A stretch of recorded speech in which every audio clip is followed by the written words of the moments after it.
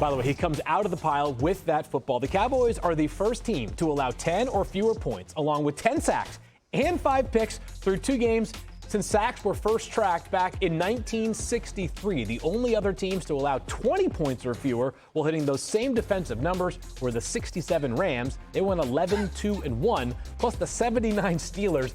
They won the Super Bowl that year. The curtain? Yeah, I mean, this is ridiculous. So the defense was clearly very good, but more surprising had to be the Cowboys' offense, Mina, and what they did to an excellent Jets defense. How'd they get it done?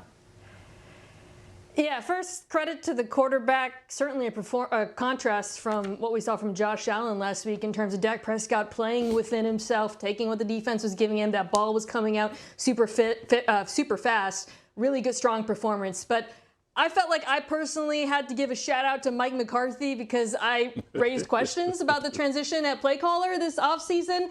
And through the first 2 weeks, he's been fantastic. I thought in this game against a very good defense, he showed such a great feel for calling against their tendencies. Well-timed runs to take advantage of their aggression up front, obviously targeting CeeDee Lamb from the slot. Well, I think the big thing that this shows us is we need production meetings, because basically Mina said every single thing I was going to say about Mike McCarthy. But it brings me back to when we would have those battles with the Green Bay Packers, including the Super Bowl, and the way that Mike McCarthy would use Jordy Nelson and also use guys like Greg Jennings, putting them in the slot, using them as the number 3 receiver to stretch the field, getting the football out of the quarterback's hands quickly. And also, I like an adjustment he made. You know, a lot of talk was about CeeDee Lamb and what he was able to accomplish against the New York Jets. A lot of that wasn't accomplished against Sauce Gardner. The pound game, as the people said, was still strong. And when you can have that sort of physicality and allow Dak Prescott to play that efficiently, you have to give kudos to Mike McCarthy and his play calling.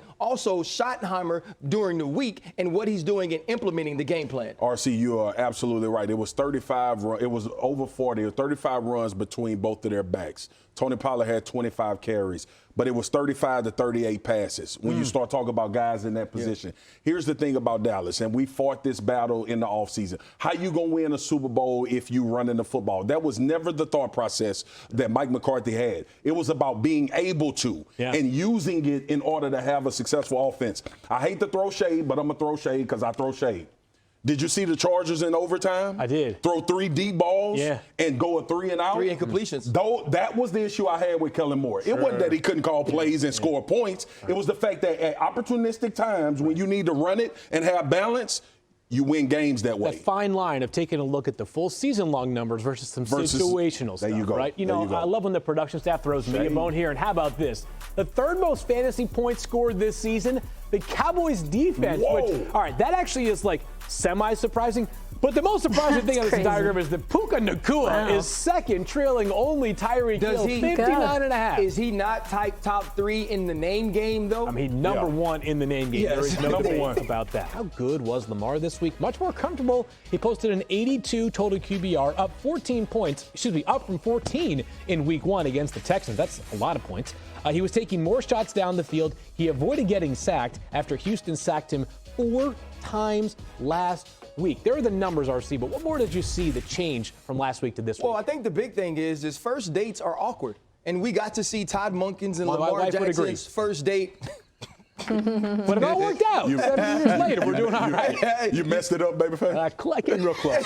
Hey, but the thing is, man, when you were as like sweet and genuine as you are, you'll get that second date. Look at that. But you know, so now we get to see them with their second outing, because we have to remember they didn't get a preseason. We haven't seen Lamar Jackson with this offense, or didn't see him until we watched him against the Houston Texans. They played more on time. He got the football out of his hands efficiently, and the run game showed up when it needed to. I thought it showed, to your point, RC, the dividends that it paid by having an offense that'll put people in space, right? And Lamar having more time to operate. You remember last year when he was a little indecisive when to take off? He was kind of wanting to stand in the pocket and find the 5th or 6th option in a play. It was no indecision. Got going. My lovely sister, MK, sent me a stat. And she said, this might be interesting. I'm reading out text, which I usually don't do.